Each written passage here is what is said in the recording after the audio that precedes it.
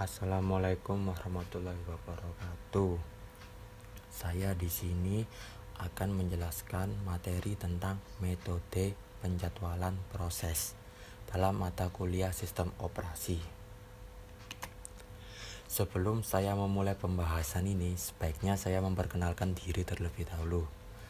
Nama saya Kamal Nur Mahendra, NBI 14619000119.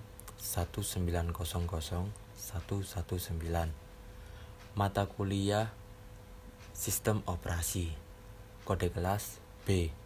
Dosen pengampu mata kuliah ini yaitu Pak Aris Sudaryanto, SST, MT. Program Studi Teknik Informatika, Fakultas Teknik, Universitas 17 Agustus 1945, Surabaya. Apa sih itu metode penjadwalan proses? Singkat saja penjelasannya. Metode penjadwalan proses ini merupakan kumpulan kebijaksanaan dan mekanisme di sistem operasi yang berkaitan dengan urutan kerja yang dilakukan sistem komputer. Adapun jenis-jenis algoritma penjadwalan proses ini. Jenis-jenis ini dibagi menjadi dua. Yang pertama non-preemptive dan yang kedua preemptive. Non-preemptive ini menggunakan 4 konsep. Yang pertama FIFO atau first in first out, atau nama lainnya FJFS atau first come first serve. Yang kedua SJF atau short job first. Yang ketiga HRN atau highest ratio next. Yang keempat MFG atau multiple feedback quest. Dan jenis algoritma yang kedua dibagi menjadi 4 konsep juga. Yang pertama RR atau round robin.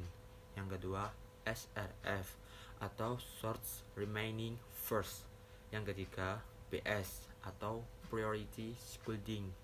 Dan yang terakhir atau yang keempat GS, guaranteed shielding.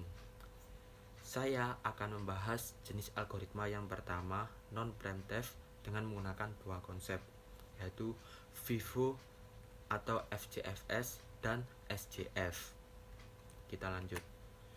FJFS atau first come first serve. First come first serve ini merupakan algoritma yang paling sederhana dalam algoritma penjadwalan yang digunakan oleh CPU pada komputer. Dengan menggunakan algoritma ini, setiap proses yang berada di CPU komputer tersebut pada status ready dan dimasukkan ke dalam FIFO queue atau antrian dengan prinsip first in first out sesuai dengan waktu kedatangannya. Proses yang dibuat terlebih dahulu itu yang akan dieksekusi. Oke, next. Contoh soal FJFS atau first come first serve. Di sini ada tabel yang menunjukkan 4 proses. Proses pertama membutuhkan waktu 6 menit per second dengan waktu kedatangannya 0. Proses yang kedua membutuhkan waktu 4 menit per second dengan waktu kedatangannya 1. Lalu proses ketiga membutuhkan waktu 3 menit per second dengan waktu kedatangan 3. Lalu proses yang terakhir, proses keempat, membutuhkan waktu 8 menit per second dengan waktu kedatangan 6. Oke, kita bahas soal ini. Penyelesaiannya, kita akan mencari waiting time dengan metode FJFS. Kita pertama akan mencari Gantt chart-nya. Gantt chart-nya ini proses mencarinya selalu diawali dengan angka 0. Jadi proses pertamanya jadi 0. Lanjut kita ke proses kedua. Proses kedua yaitu proses pertama 0 ditambah burst time dari tabel tadi 6. Jadi proses keduanya itu jadinya 6. Lalu kita lanjut ke proses ketiga. Proses ketiga juga sama. Proses yang sebelumnya, proses kedua tadi ditambah burst time proses kedua. yaitu 4. Proses pertama tadi 6 ditambah boostem yang proses kedua 4, jadi proses keduanya 10. Lanjut ke proses ketiga. Proses ketiga sama juga. Proses yang sebelumnya proses 2 tadi 10 ditambah boostem proses ketiganya 3, jadi 13. 13 ini pada proses ketiga. Lalu lanjut proses keempat. Proses keempat proses ketiga tadi ditambah boostem proses keempat, 13 ditambah 8 sama dengan 21. Jadi proses keempatnya 21. Lanjut kita ke waiting time. Dalam waiting time ini proses pertamanya kita mulai dari 0. Proses pertamanya 0 dikurangi waktu kedatangan 0 sama dengan 0. Jadi rumus waiting time ini yaitu proses dari gencer tadi dikurangi waktu kedatangan pada tabel. Lalu proses yang kedua pada gencet kan 6 dikurangi waktu kedatangan 1 sama dengan waiting time-nya 5. Lalu proses yang ketiga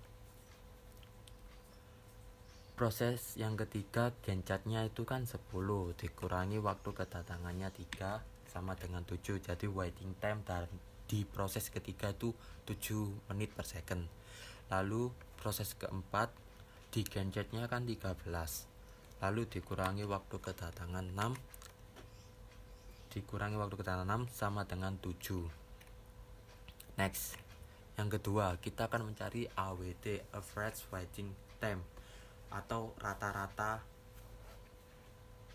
waiting time tadi, waktu tunggu, dengan metode FCFS. Average waiting time rumusnya itu proses 1 ditambah proses 2 ditambah proses 3 ditambah proses 4 lalu dibagi 4. Kita tidak mengambil proses-proses yang ada di tabel, tapi kita mengambil proses-proses yang ada di waiting time tadi yang sudah kita kerjakan. Kan yang ada di waiting time tadi kan 0, proses 1 0, proses 2 5, proses 3 7, proses 4 7. Itu kita masukkan pada rumus 0 tambah 5 tambah 7 tambah 7, hasilnya 19, lalu dibagi 4 sama dengan 4,75 menit per second. Jadi rata-rata dari tabel di soal yang tadi yaitu 4,75 menit per second. Oke, next. Yang kedua kita akan membahas tentang SJF atau shortest job first. Pada algoritma SJF ini atau shortest job first ini, setiap proses yang ada di ready while akan dieksekusi berdasarkan first time terkecil. Hal ini mengakibatkan waiting time yang pendek untuk setiap proses. Dan karena hal itu, maka waiting time itu rata-ratanya juga menjadi pendek. Sehingga dapat dikatakan bahwa algoritma ini merupakan algoritma yang sangat optimal bagi PC. Oke, next. Contoh soal SJF atau shortest job first. Kita akan menggunakan tabel yang sama seperti tabel FCFS yang tadi. Langsung saja ke pembahasannya.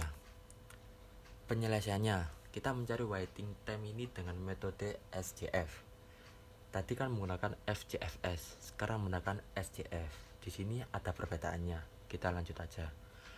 Yang pertama kita akan mencari gencarnya terlebih dahulu. Proses yang pertama yaitu 0, karena proses yang paling awal itu dimulai dari angka 0. Lalu kita lanjut ke proses yang kedua. Proses kedua yaitu rumusnya proses gencet yang pertama ditambah burst time proses yang pertama. Proses gencet yang pertama kan tadi 0 ditambah burst time proses yang pertama 6. 0 tambah 6 sama dengan 6. Jadi proses gencet yang kedua 6. Lanjut proses gencet yang ketiga. Proses gencet yang ketiga rumusnya yaitu proses gencet yang kedua yaitu 6 ditambah burst time proses yang ketiga. Perbedaannya itu di sini. Kan tadi yang FCFS penambahannya urut, tapi yang di sini penambahannya dilangkai satu. Jadi proses gencet yang kedua sama dengan 6 ditambah burst time proses yang ketiga sama dengan 3.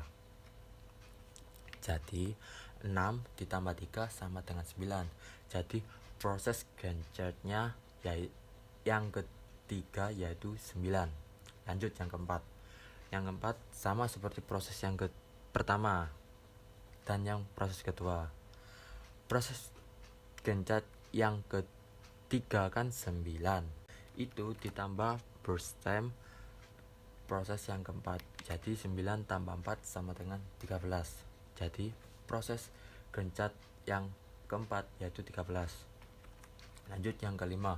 Proses gencet yang kelima yaitu proses gencet yang keempat ditambah burst time proses yang keempat yaitu 8. Jadi hasilnya 21 untuk proses gencet yang kelima. Waiting time. Waiting time ini rumusnya sama seperti waiting time yang ada di dengan metode FCFS tadi, yaitu proses yang pertama 0, tapi kita menggunakan proses yang gencetnya, bukan proses yang pada tabel. Proses gencetnya 0 dikurangi waktu kedatangan. Waktu kedatangan proses pertama kan 0, jadi 0 dikurangi 0 sama dengan 0. Waiting time-nya 0. Lanjut proses yang kedua.